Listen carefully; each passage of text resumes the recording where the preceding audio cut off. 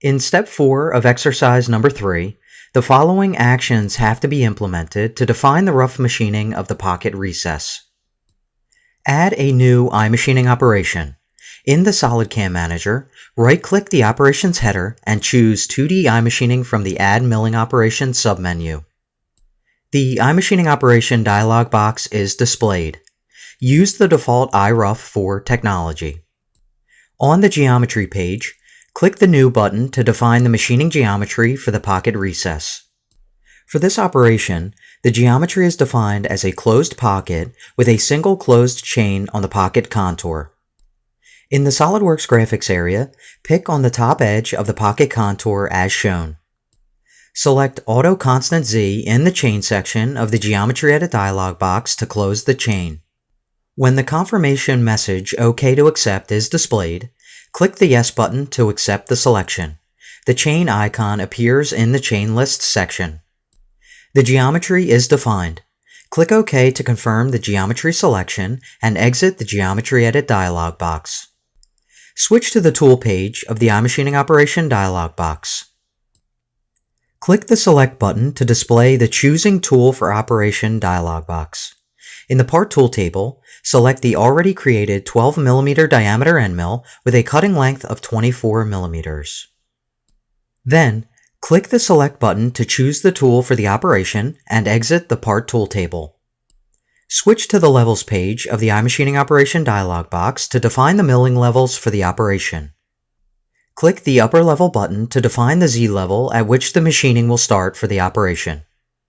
In the SOLIDWORKS graphics area, select the top face of the target model as shown. Click OK to confirm the selection. Next, click the Pocket Depth button to define the machining depth for the operation. In the SOLIDWORKS graphics area, select the bottom face of the closed pocket as shown. Click OK to confirm the selection and display the iMachining Operation dialog box. Switch to the Technology Wizard page to see how the cutting conditions were automatically calculated based on the tool information and milling levels defined for the operation. Looking at the output grid in the step-down section, you can see that the wizard calculated one step down at 5 mm because the total depth is now less than the cutting length of the tool.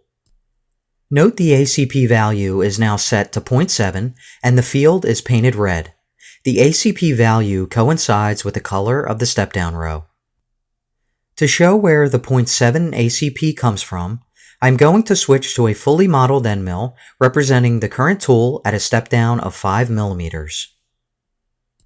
By looking at a sectional view, you can see the number of contact points the tool has with the vertical wall it is producing. There is no contact point above the bottom of the end mill. The 5 mm depth is only 0.7 of the first contact point. Moving back to the Technology Wizard page of the iMachining Operation dialog box, the red color in the output grid is an indication that the current situation for stability is bad, and the likelihood that vibrations will develop is high. For this particular iMachining operation, reducing the machining level can help avoid potential vibrations.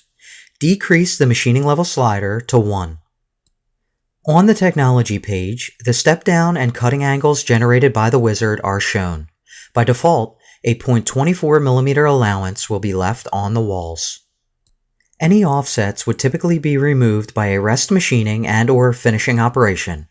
iRest and iFinish are covered in greater detail in exercise number 4. On the link page, the default ramping angle value of 1.5 is used for the operation. This means that the helical entry into the pocket will be performed at a ramping angle of 1.5 degrees. At this point, the operation can be calculated and the iMachining toolpath can be viewed on the model. Name the operation iRough Pocket Recess. Click the Save and Calculate button to add the iRough operation to the CAM tree and calculate the iMachining toolpath. Click the Simulate button to display the simulation control panel. Using the default HostCAD simulation mode, click the Play button to present the wireframe toolpath. The tool performs the helical entry and then the pocket roughing toolpath.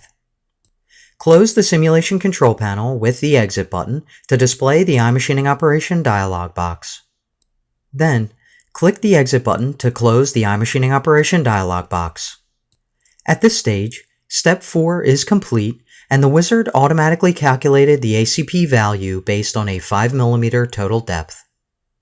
If you have not followed along, apply and practice the procedures shown in this video to define the rough machining of the pocket recess.